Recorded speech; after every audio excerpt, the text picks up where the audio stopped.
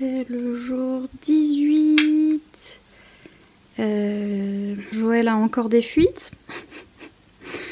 Bah Joël depuis le jour 8. Hein. Je suis désolée mais depuis le jour 8, je sais pas ce qui t'arrive mais t'as encore des fuites.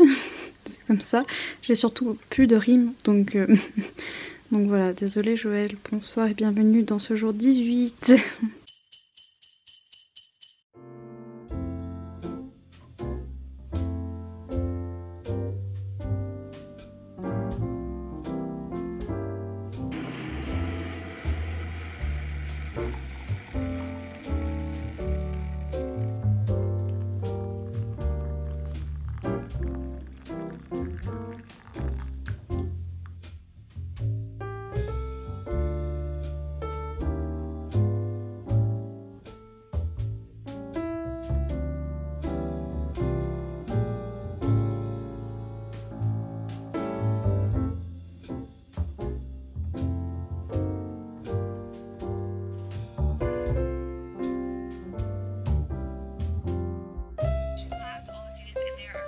Below 7th grade reading level, they're 9th and 10th graders, most of them are 6th or below.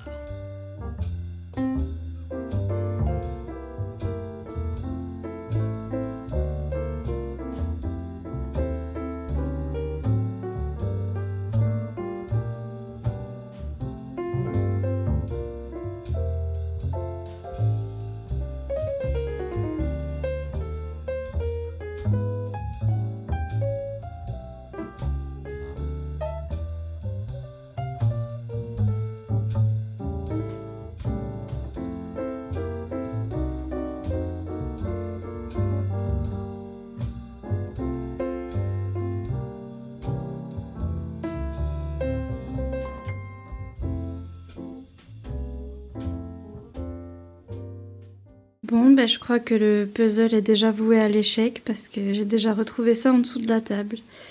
On dirait une pièce de puzzle, mais qui a vécu la guerre. Vous savez qui c'est qui fait ça? Il n'est même pas commencé le puzzle, c'est Achille. Qu'est-ce que t'as à dire pour ta défense?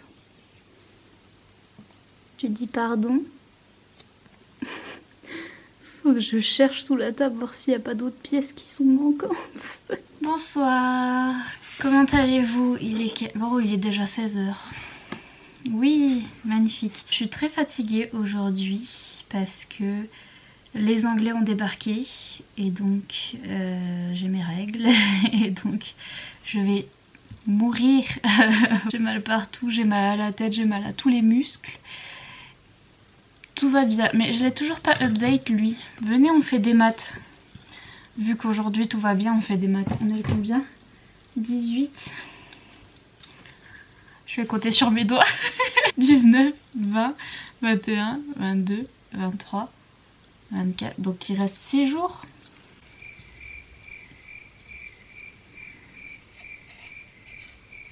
Il reste que 6 jours. Je sais compter ou pas? 18, 19, 20, 21, 22, 23, 24. Oui, 6 jours. Et puis après ma vidéo unboxing, il reste que 6 jours. Non mais... Truc de fou. J'étais restée à 18 moi. Okay, ça fait longtemps que je l'ai pas update hein, lui. Voilà. Est-ce que je me trompe ou pas? Je sais pas, j'ai l'impression que je me trompe. Parce qu'il est à 18 quand même, ou à je sais plus combien là. Waouh. Bref. Est-ce que vous, au moins, vous allez bien? Parce que vous voyez que mon cerveau n'est pas très réveillé. Mais donc, je me suis fait une petite journée cocooning où déjà j'ai dormi, après j'ai redormi, après j'ai j'ai regardé des petites vidéos sur mon téléphone, j'ai fait un peu de puzzle, même si je viens de retrouver une pièce de puzzle mangée sous la table. Ah, il sera jamais fini comme celui de l'année dernière. Celui de l'année dernière c'était vraiment une pièce et on en était presque à la fin et c'était la seule pièce qui nous manquait et voilà, on l'a jamais fini et donc ben voilà. Pareil cette année, Achille il aime bien les traditions. Et j'ai lu Poil au U et j'ai mis dans ma super petite pochette à livres. J'ai l'impression d'être trop chiante. J'en peux plus, j'ai l'impression d'être trop chiante en lecture, genre je veux dire. Il n'y a pas un seul livre où j'ai pas un truc à dire.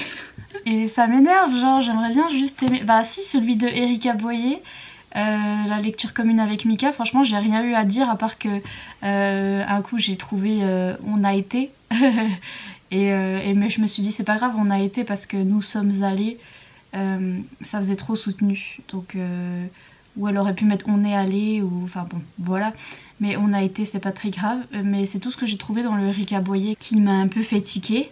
Mais là, voilà, donc j'ai commencé My Christmas Bodyguard de Estelle Evry et j'en suis au chapitre 2. Donc j'ai lu le prologue et le chapitre 1. Mais j'ai déjà des choses à dire.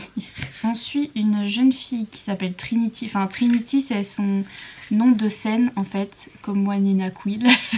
Et en fait, elle s'appelle Nikki, je crois, en vrai. Donc, on est aux États-Unis et c'est un petit peu la Ariana Grande fictive. Voilà, donc elle est chanteuse et elle va chanter au Super Bowl. En fait, le Super Bowl, c'est un match de football américain hyper important pour les Américains chaque année.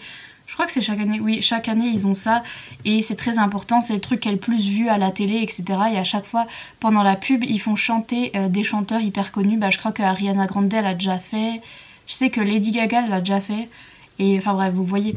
Et donc là, notre Trinity, elle chante au Super Bowl, sauf qu'il va lui arriver un accident pendant cette performance-là. Il va lui arriver quelque chose. Et c'est ça notre prologue, et après on arrive au chapitre 1 où on rencontre Samuel qui est un boxeur apparemment, qui a l'air d'être un boxeur professionnel, enfin je pense que j'ai pas encore tout compris, mais il a l'air d'être assez connu au niveau du monde de la boxe, et en fait il a ouvert une salle de boxe, enfin une salle d'entraînement pour entraîner les gens, etc. Et on voit que il a du mal financièrement parce qu'apparemment pour ouvrir sa salle il a dû emprunter de l'argent à un mafieux et il doit le rembourser, il n'arrive pas, il doit s'occuper de sa sœur et de sa maman qui sont aussi qui ont du mal avec l'argent et tout, donc on voit que voilà c'est son problème. Et donc il y a le manager de Trinity, Nikki, enfin la fille, qui vient demander à Samuel de faire bodyguard, voilà, pour la période de Noël. Et lui il dit mais je suis pas bodyguard, je suis boxeur et je fais pas ça. L'autre lui dit ouais mais on va te payer 3 milliards millions. Et donc Samuel il est en mode bon, peut-être que je dois dire oui parce que je suis dans le caca avec les mafieux et tout. Et donc je pense qu'il va dire oui. Donc voilà, j'en suis là. Mais déjà je comprends pas pourquoi ils vont chercher un boxeur. Bon peut-être que je vais comprendre au fur et à mesure du livre, hein. Mais je sais pas pourquoi le manager il va chercher un boxeur plutôt qu'un vrai bodyguard qui connaît son travail en fait, I mean.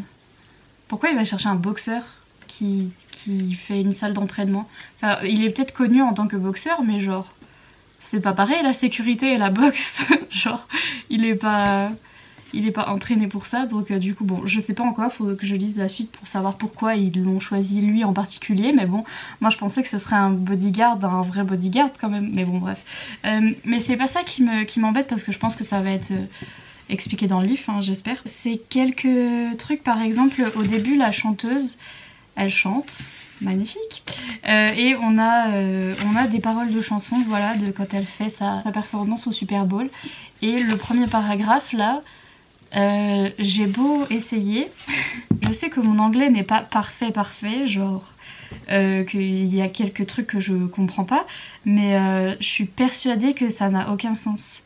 Et que des paroles de musique n'aient aucun sens, ça y a pas de souci parce que ça arrive souvent. Mais je vois par exemple un mot qu'elle a voulu mettre et qui n'est pas le bon. La première phrase déjà n'a pas trop de sens, c'est The blame you never pretend. Donc the blame c'est, je sais pas traduire par contre, mais c'est la faute. La responsabilité c'est vous voyez, quand tu blames quelqu'un, tu le blâmes, on dit ça en français. You never pretend. Tu ne prétends jamais. Et pourquoi the blame you never pretend? Genre le blâme tu ne prétends jamais. Quoi? Donc bref, j'ai pas compris. Après ça va, mais elle a mis look inside my heart, donc ça va. Et look through my soul. Look inside my heart, look through my soul. Et normalement je pense que c'est look through my soul. C'est-à-dire regarde à l'intérieur de mon cœur et regarde à travers mon âme en fait. Je pense que c'est ça qu'elle voulait écrire, à travers, sauf que throw ça veut dire jeter. Jeter une balle ou to throw something, c'est jeter quelque chose. Et through, ça s'écrit T-H-R-O-U-G-H-T, je crois, mais c'est très dur à écrire. Mais bon, c'est pas grave, je veux dire, c'est des paroles en anglais. Donc au pire, c'est pas grave, mais il y a quelques petits trucs aussi dans l'écriture en français en elle-même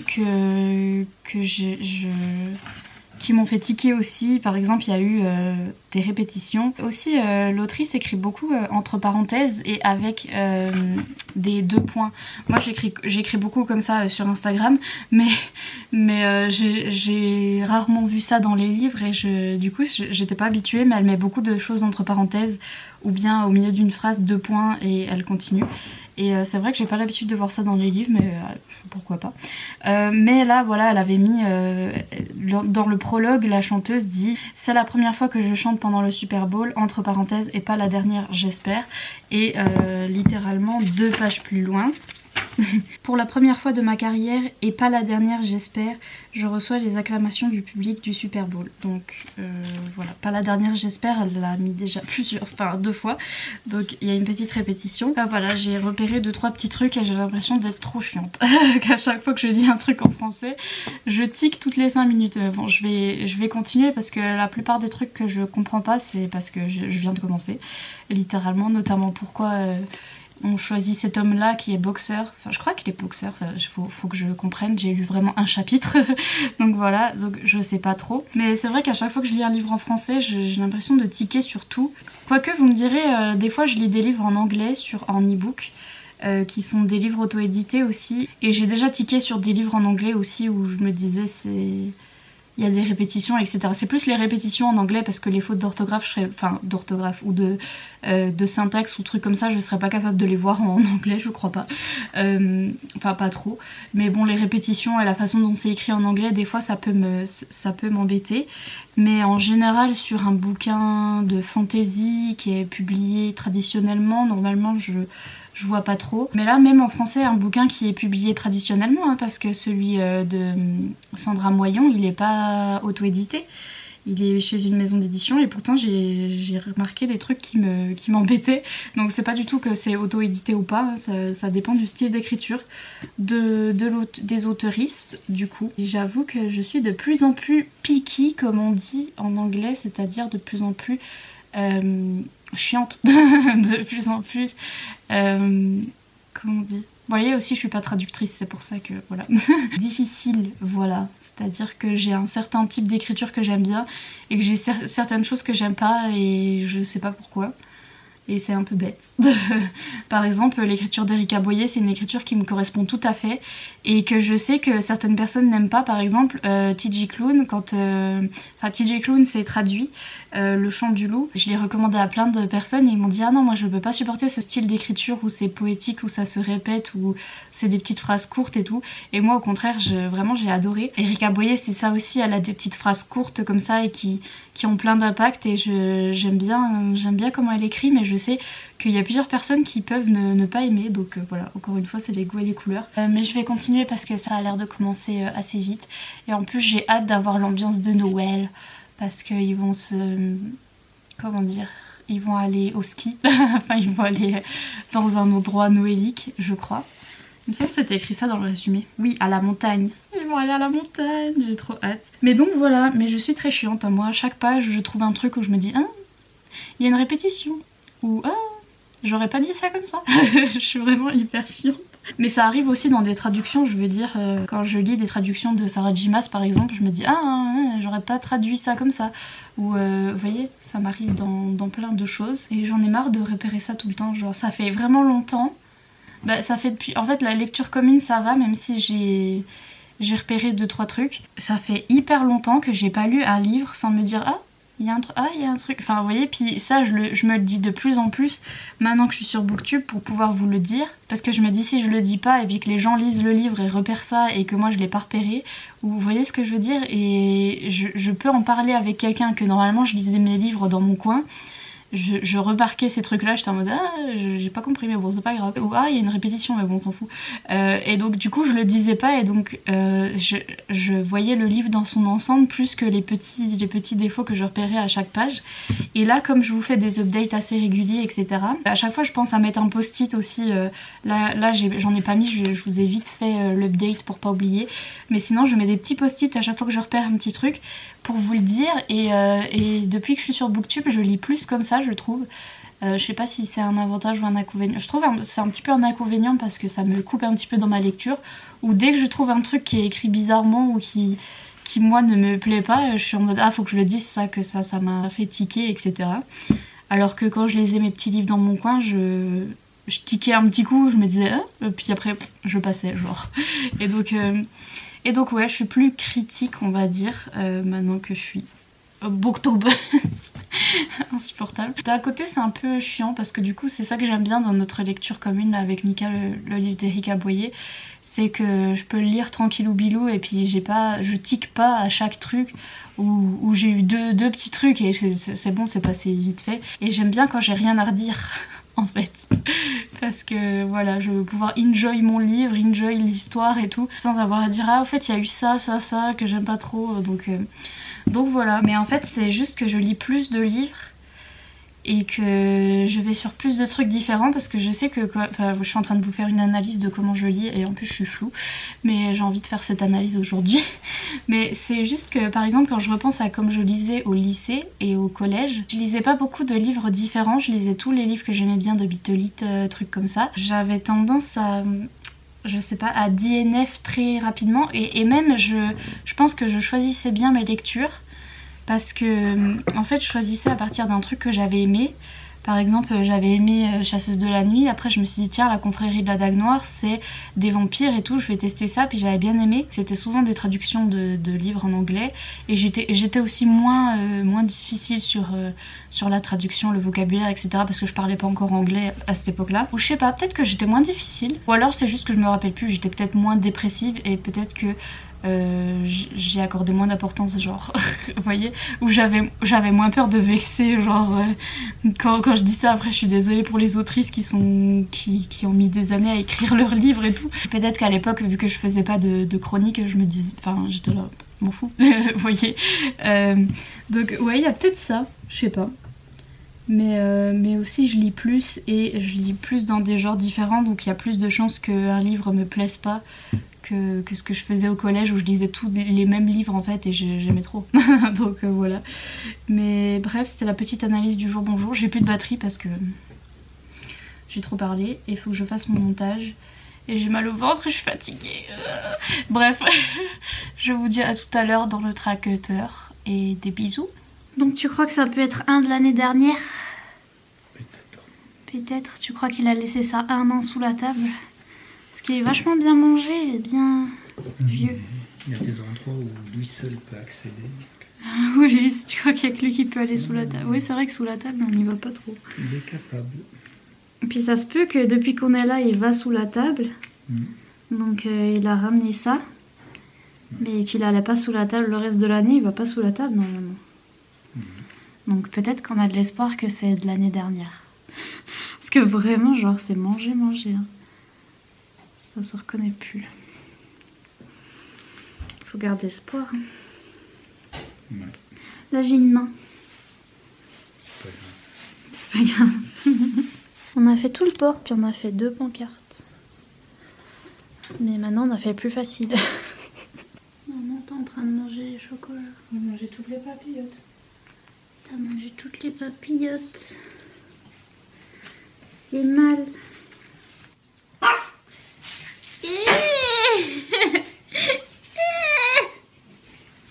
Tu prends tout le lit. C'est toi qui prends tout le lit. Bien, mets t'as tes mains pleines de doigts sur moi. Bon bah le puzzle c'est pas très fructueux. Du coup moi je vais faire comme maman. Je vais manger. Ça se passe mieux. Le puzzle ça... c'est fatigant.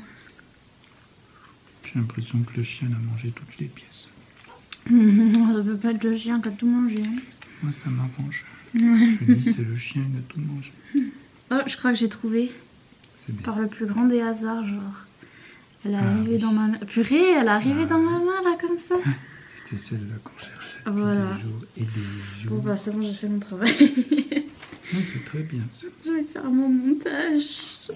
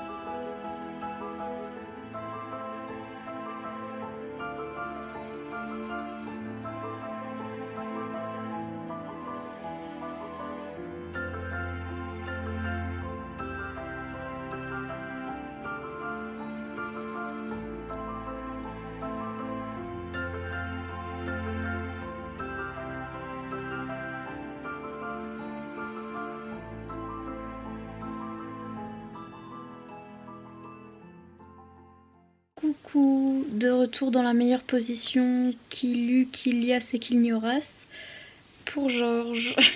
Mon double menton. J'étais en train de lire ça comme vous avez pu le voir. Je suis page 67. Voilà, j'ai lu quelques chapitres. Et je suis pas... Je suis très chiante déjà, mais je suis pas entièrement convaincue. Donc là on a commencé à avoir un petit peu de l'ambiance de Noël parce que ils sont arrivés à... Comment ça s'appelle? Carol Falls? Carol Falls, voilà, une petite ville de montagne dans les Rocheuses aux États-Unis. Et donc je pense que l'ambiance de Noël va être assez sympathique. Par contre, je suis pas convaincue par leur relation aux deux.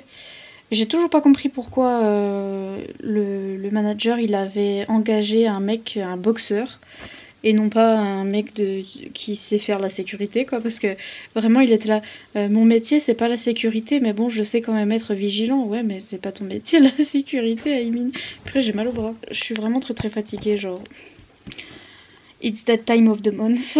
Vraiment j'ai mal à tous les muscles. Mais donc oui, je sais toujours pas pourquoi il a, enfin bon, peut-être que ce sera expliqué plus tard, mais je sais pas pourquoi il a pas pris un... Parce qu'elle a déjà une équipe de sécurité en plus et des gardes du corps. Donc pourquoi il a pas pris un de ceux-là? Je sais toujours pas. Et elle, on voit que c'est un peu une fille capricieuse du showbiz, etc. Donc elle est pas très aimable. Et donc du coup j'ai un peu du mal avec elle parce que elle parle mal à tout le monde alors que ben genre on lui a rien demandé. Et c'est pas obligé que toutes les stars du showbiz parlent mal à tout le monde, mais enfin bref. Je pense que voilà, elle va être un peu aigrie au début et après s'améliorer. Mais je suis pas convaincue par leur relation en fait. Ils commencent à se parler et dès le début c'est un petit peu enemies to lovers où ils font que de se chamailler dès le début, sauf que je sais pas, ça prend pas trop avec moi. À chaque fois qu'ils se parlent, je me dis je vois pas l'alchimie entre les deux en fait. Et là j'ai lu déjà 67 pages et ils sont déjà... Il y a déjà eu plein de petits moments où ils se sont rapprochés. Et autant j'aime bien quand ça va vite, je veux que ça aille très vite. Autant je préfère quand c'est fait plus naturellement. Il y a des romances qui commencent à la page 1 ou qui commencent très rapidement, mais qui paraissent très naturelles en fait. Et puis là la romance commence très vite aussi, donc je suis très contente. Enfin, de toute façon c'est un livre de romance, donc forcément que ça commence vite. Mais je suis pas convaincue. Pour l'instant ils sont attirés l'un par l'autre, ça se voit, mais ils ont des petits moments où ils s'arrêtent en mode lui il fixe ses lèvres et elle fixe ses lèvres. Genre ils sont là pendant un quart d'heure et je suis là... Ok. Lui il est beau, elle est belle, et ils ont envie de se ken, c'est tout. Enfin genre je vois pas le... je suis pas très emballée. Dans leur chamaillerie pour l'instant il n'y a pas trop de... Je trouve qu'ils se rapprochent pas trop, mais bon voilà, c'est le début et donc du coup je suis pas trop convaincue pour le moment.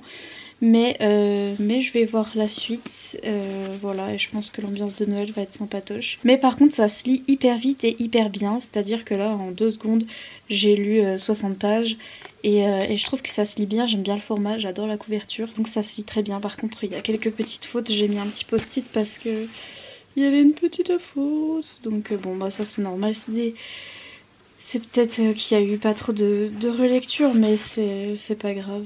Ils sont en train de s'engueuler parce qu'elle veut pas mettre sa ceinture. Vous voyez au point où elle en est. Et lui il dit, il s'agit d'une question de sécurité. Si vous n'attachez pas votre ceinture et que nous ayons un accident, vous pourriez vous encastrer dans le pare-brise et même passer au travers. Que nous ayons un accident. Ce serait plutôt si vous n'attachez pas votre ceinture et que nous avons un accident. Parce que si vous n'attachez pas votre ceinture et que nous ayons un accident, c'est pas français. I don't think so. Ou alors je suis bête. Mais donc voilà, ça m'a fatiguée. Mais bon, il y a que ça. Et ça se lit hyper vite, donc je pense que je vais continuer demain parce que ça se lit bien. Déjà, l'ambiance du chalet et de la neige, j'aime beaucoup. Mais je pense que pour ceux qui aiment la romance, qui aiment un petit peu aussi, qui étaient intrigués par le truc de bodyguard et vraiment la petite star et tout, je pense que vous allez aimer parce que c'est vraiment ça. Elle vit à Los Angeles et tout, elle sait plus trop comment vivre comme une personne normale.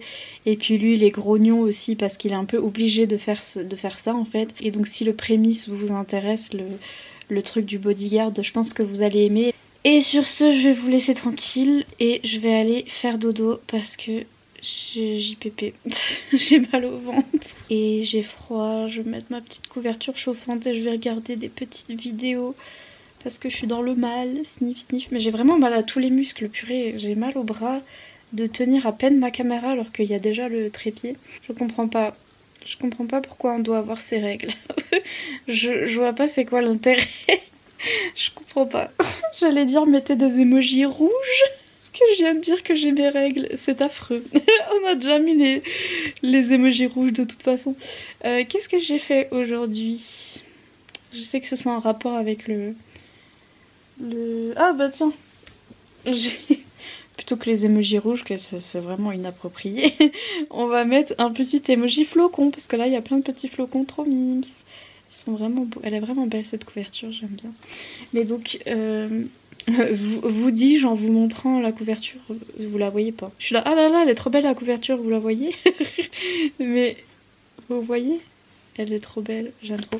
Et donc mettez un petit flocon, un petit emoji flocon, voilà, dans les commentaires. Sur ce, je vous laisse et je vous dis à demain dans le train. À demain matin, peut-être pas, parce qu'en ce moment je me réveille à midi. À demain dans le bain. Ah oui, demain faut que je prenne mon bain de toute façon parce que mes cheveux, tous les jours je dois les laver, j'en ai marre. Et donc à demain dans le bain, du coup. Enfin bon, je vais pas vous voir dans le bain, mais vous avez compris. Bref, à demain. Bye.